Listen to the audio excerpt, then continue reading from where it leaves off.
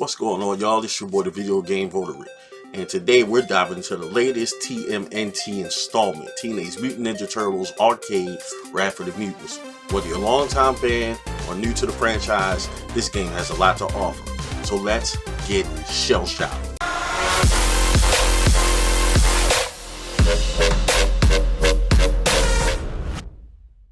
And guys, before we get into the episode, make sure you hit the subscribe button down below, hit the like button if you enjoyed the video, and also hit the bell, turn on notifications so you don't miss a single episode as we upload every single Friday at 9 a.m. Eastern Standard Time. Alright guys, so I want to get into this review of the game Teenage Mutant Ninja Turtles Arcade Wrath of the Mutants. So first off, let's talk about the story. Wrath of the Mutants takes our beloved turtles on an intense adventure. The narrative is a fantastic blend of classic TMNT lore with a fresh, exciting twist.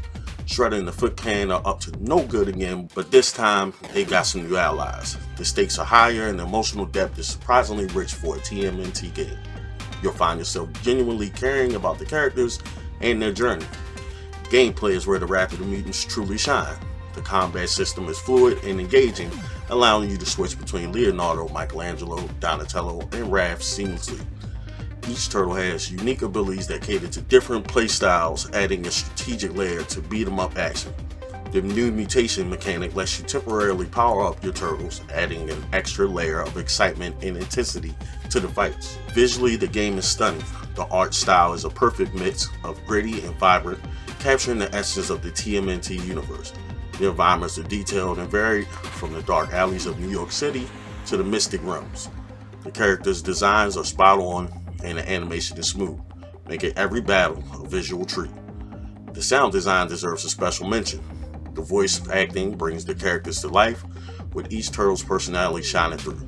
The soundtrack is energetic and perfectly complements the action, while the sound effects makes every punch, kick, and shell shock satisfying. One of the standout features of Wrath of the Mutants is a multiplayer mode. Whether you're teaming up with friends locally or online, the cooperative gameplay adds another layer of fun. The teamwork requires to defeat bosses and complete missions and incredibly rewarding.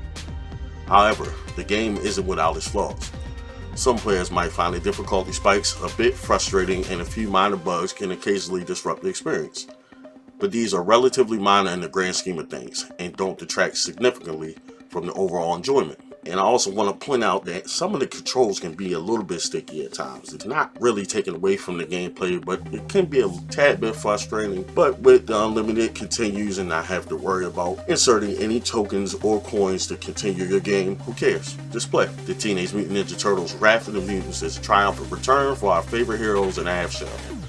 It's a game that respects its roots while introducing fresh elements to keep things exciting. Whether you're a hardcore TMNT fan or just looking for a fun, action-packed game, Wrath of the Mutants is definitely worth your time. So what do you guys think? Have you played Wrath of the Mutants? Is it something that you picked up? Or after watching this review that I did on this game, is it something that you look forward to picking up? And I also want to let you guys know that this in no way, shape, or form am I comparing to Shredder's Revenge. If you're looking to get back into the TMNT series and you want to look for something that is more satisfying and a better game, you definitely want to head into the direction of Shredder's Revenge, and also take a look at the Cowabunga Collection, which is a compilation of multiple Ninja Turtle games, started from its very beginning on the NES and the Game Boy, all the way up into some of the more recent ones on the SNES. But this game isn't bad, and it's currently priced at just under $30, and for that price, it's definitely worth picking up. The game itself is not very long at all. If you sit through and play in probably less than 2 hours, 3 hours, 4 hours maybe tops, depending on your pacing of playing the game, you'll probably get through and finish the game, but it is a great experience. I played through it by myself, solo, without any type of co-op. I'd imagine it'd still be a fun experience playing co-op, couch co-op, or playing online with friends, just enjoying that experience. So it's definitely a fun game.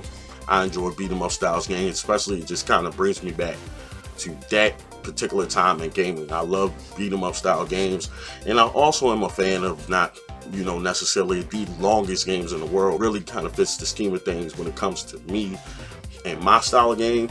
Again, The controls can be a little sticky, and I just mean pretty much jumping to invade enemies. That's what I really mean about it. Everything else is pretty good. The animations, graphically, it's impressive, and it's something that I enjoy. I can play repeatedly over and over again. I wouldn't get tired of it. I honestly think it's priced at the perfect price point at $30.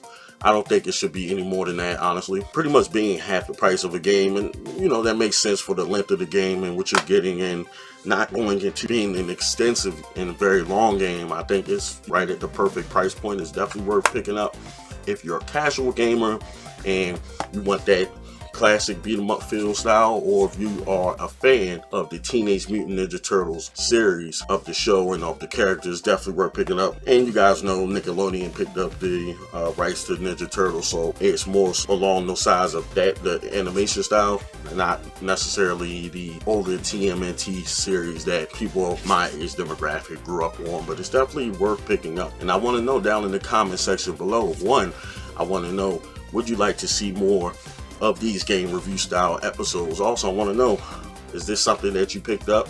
It's also available on the Xbox and PS5. It's also available on those if you want to pick it up. Of course, I recommend it on the Nintendo Switch. This is just one of those games that beat 'em up style game or platform style game is definitely worth picking up on the Nintendo Switch. I just feel like those games are just kind of made for the Switch, so it's actually ideal, perfect. I'm a big Ninja Turtle fan. Grew up on the Ninja Turtles. Of course, I'm a big Switch fan as well. I definitely was a fan of the price point. Another disclaimer, I want to throw that out there. I would not recommend this over Shredder's Revenge. If you want to experience the original style of the TMNT games that we grew up on, like Turtles in Times, things of that nature, definitely head in the direction of Shredder's Revenge over this game, but this isn't a bad game, especially for the price point. Alright guys, so I want to do a quick follow-up from last week's episode. We did end up picking up issue 100 of Nintendo Power. It's a very clean issue of Nintendo Power magazine, and it's not much backstory to this because I didn't find it in any of the stores, so there was no hunting involved or going to any local stores. I ended up getting it off of eBay. I got it for about 20 bucks. These magazines are available. For whatever reason, I just chose issue 100 because I thought it was kind of significant. It's kind of in the middle of the pack, so I'm happy to add this to the collection. This will also be one of the ones being sent out for grading, so I'm happy to add this. We got the final issue, number 285, and we got issue 100 on the hunt to hunt down every issue of Nintendo Power. If you're new to the channel and you missed last week's episode, make sure you click that link above if you want to catch up on the full season of Video Game Votary. Click that link down below. Thank you for watching. Follow me on all social media platforms at VideoGameVotary.